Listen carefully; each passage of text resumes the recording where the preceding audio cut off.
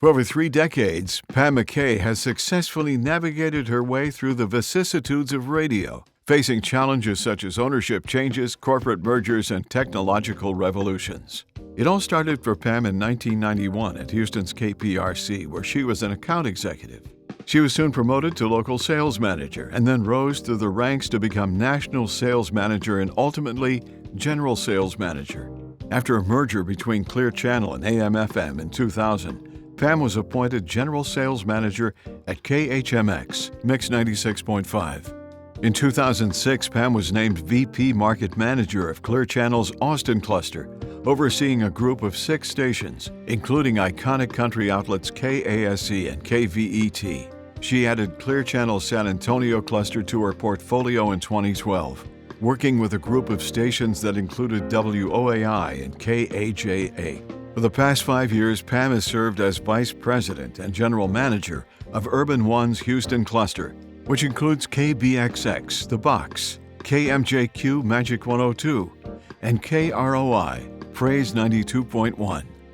Pam is a board member of the Urban League, the March of Dimes, and the Black Chamber of Commerce. She has received awards from American Women in Radio and Television, the African American Chamber of Commerce, the Alliance for Women in Media, Radio Inc., and the National Diversity Council. And today, the Texas Radio Hall of Fame welcomes Pam McKay to our induction rolls.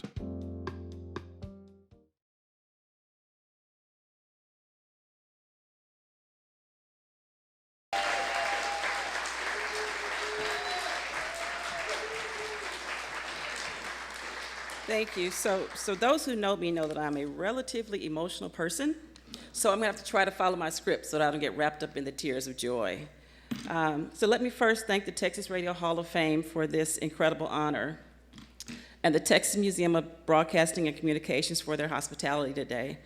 There are so many things I could or should say in these few short minutes, but I want to make sure to use the best time and publicly acknowledge the people who helped to get me here, because this has truly been a journey. I need to first thank God for providing me with the opportunity to work in this crazy, amazing industry for the last 31 years. There have been so many changes since I started in this business in 1991, between consolidation or digital or technology and how we use it, and He has guided me through them all. Well, and then there's my personal board of directors, and this includes all of my family and friends who there's just not enough even hours in the day to name them all. But specifically, I'd like to thank my husband, Bob, who we've been together for almost 30 years now, and our 4 children, Kellen, our 28-year-old, and then Carson, Kendall, and Camille, who are our 20-year-old triplets. As you can imagine, they have made some sacrifices along the way, and I'm extremely blessed that they never complained and have always encouraged me to push forward. And at the end of a long day or after a long business trip, they always provided a soft place to land and a warm heart. My mom and dad are here today.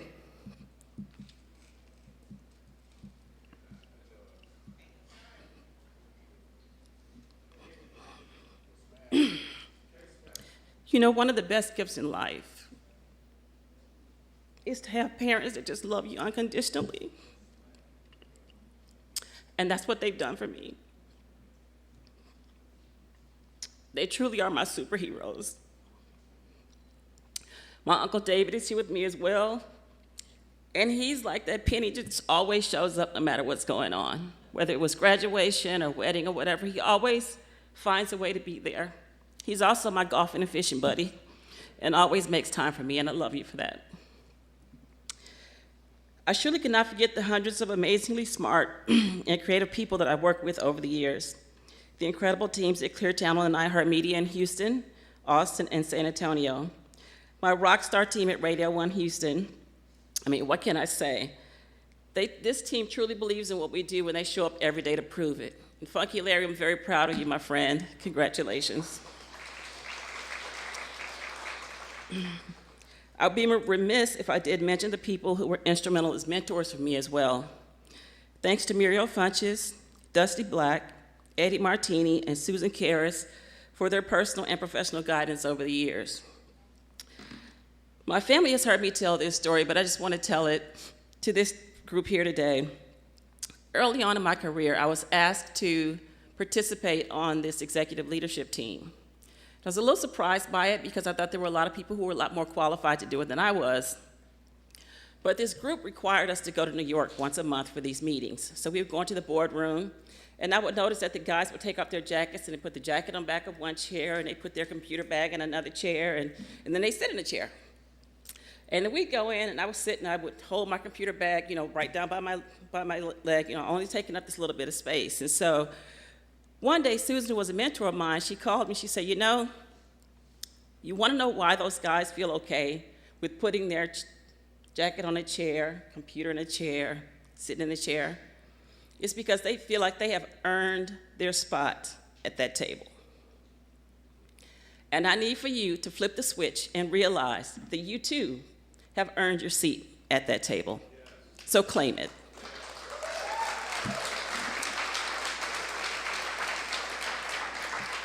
So as I was talking about earlier, the radio business is ever evolving, and in order to survive, we as leaders and broadcast professionals have to continue to evolve also. And that evolution has to continue to be inclusive of people from varying backgrounds and experiences. And I'm proud to announce that Radio 1 Houston will be joining some of our other Houston broadcasters in providing a $1,000 scholarship for a lucky Houston student on behalf of the Texas Radio Hall of Fame.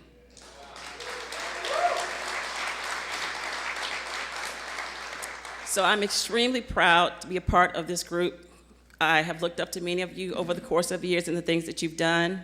I appreciate everyone who showed up here today to support not only me, but all of the inductees. And Doug, thank you so much for all your thoughtfulness. Josh, all your hard work. And thank you guys so much.